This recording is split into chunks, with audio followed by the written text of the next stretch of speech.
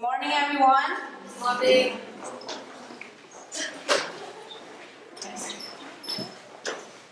So this morning, we're going to learn from Proverbs 11, verse 24 to 25. Can we pull it up? 24 and 25. And can I ask everyone to read this together with me loudly? 1, 2, 3. If you live and become more wealthy, be stingy and lose everything. The generous will prosper. Those who refresh others will themselves be refreshed. Amen? Amen. So, when I read this verse, I was very amazed how opposite the principle is.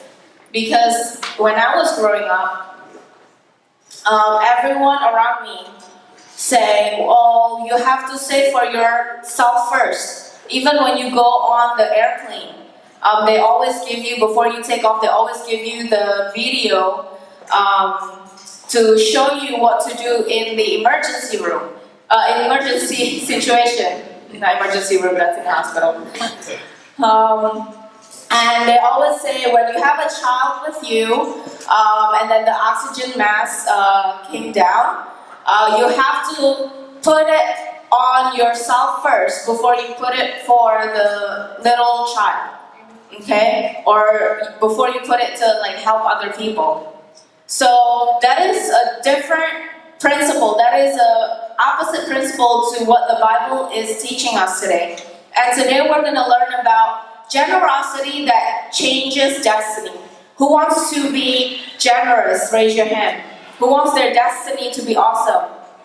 Okay, so we're going to learn that our destiny, one of the determinants for our destiny is actually generosity. We're going to learn from 3 amazing women in the Bible. I chose all women because maybe the preacher is a woman. Okay, so the first one, generosity that changes destiny. The first one, we're going to learn from Ruth 1, verse 15 to 18. Okay? And I'm just going to read it. It says, "Look, Naomi said to her, your sister-in-law has gone back to her people and to her gods. You should do the same." But Ruth replied, "Don't ask me to leave you and turn back. Wherever you go, I will go. Wherever you live, I will live. Your people will be my people, and your God will be my God. Wherever you die, I will die, and there I will be buried. May the Lord punish me severely if I allow anything but death to separate us." When Naomi saw that Ruth was determined to go with her, she said nothing more. Amen? So, in here, we all know the story of Ruth, right? Yes, no? There was a famine in the place that they lived, and they're originally from Bethlehem. So they came out. While they were out, this family has 2 sons and two wives. And all of the sons died. The father also died. So there were 3 women left in the house. And when the mother in the house made the decision to go back to Bethlehem, there was a choice for the wives, now the widow of the sons, whether they're going to follow the mother-in-law or they're going to go back to where they're from. And in here, it says that when Naomi saw that Ruth was determined to go with her, she said nothing more. So Naomi was thinking that it would be better for the 2 wives to go back to where they came from and live their life peacefully. But we see here Ruth, she chose to instead be with the mother-in-law. Why do you think is that? Why do you think? You think she just wants to take care of an old lady? Okay. And when I was looking at this verse, I saw that she was generous, Ruth was generous with her devotion. Okay, she chose to devote her life to take care of her mother-in-law. And at that time, she didn't know whether she's gonna meet anybody. She doesn't know whether there's gonna be enough food in the house because both of them are widow. And back then, when you're widow, you have no future. Okay. And from this verse, I learned that why is there so many Christians, they still cannot grow, they cannot live in the soaring high life with God. Many times, it's because they're not generous with devotion, they're not determined enough to devote their life to God. And when we talk about devoting your life to God, a lot of times it also means that you have to submit yourself under a leadership, okay? And I pray that this morning, all of us here will choose to have this generosity in devotion, wherever you are, you know, in your family, your school, the ministry, in this church. I pray that all of us will choose to be like Ruth. She's generous with her devotion. You know, submit yourself under whoever authority that God has given on top of you. Amen? And because Ruth was generous in her devotion to take care of Naomi, we see at the end of the story that Ruth's destiny, she was destined to be lonely, widow, maybe poor, but that destiny changed. And she became, from a widow with no hope, she became one of the richest women in her town. She was married by Boaz, which is one of the richest men in that town. And she bare children. And out of Ruth came King David. Okay? So we see that from a widow with no hope, now she's living prosperous. She even gave birth to the descendants of King David, who we know that he's also the descendant of Jesus Christ. So whatever your situation today, maybe you say, I have no hope.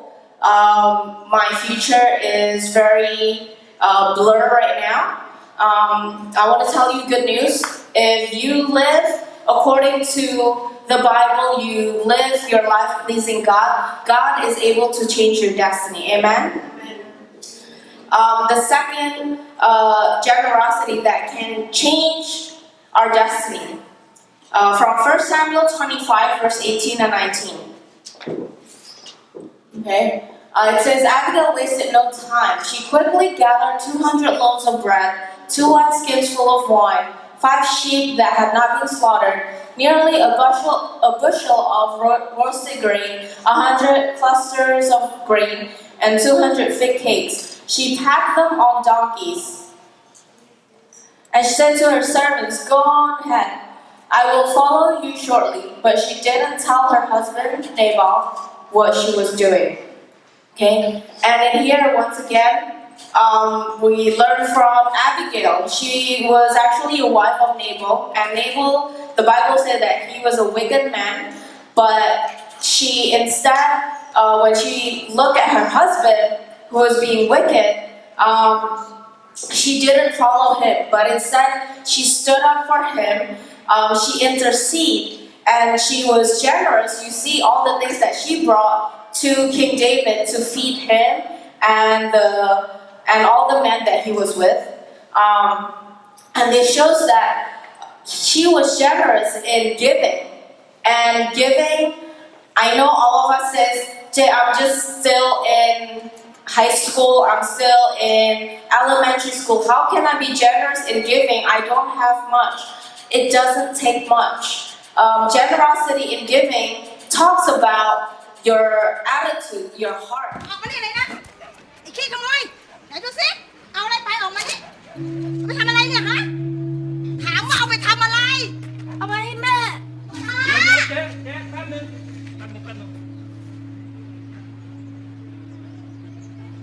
แม่ป่วยเหรอ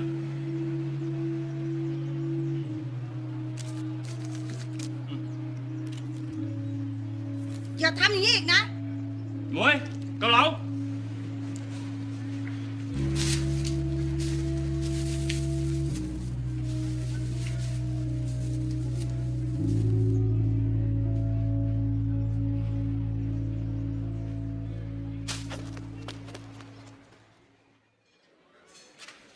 จ๋อนายเลยครับนั่งเลย ป๊า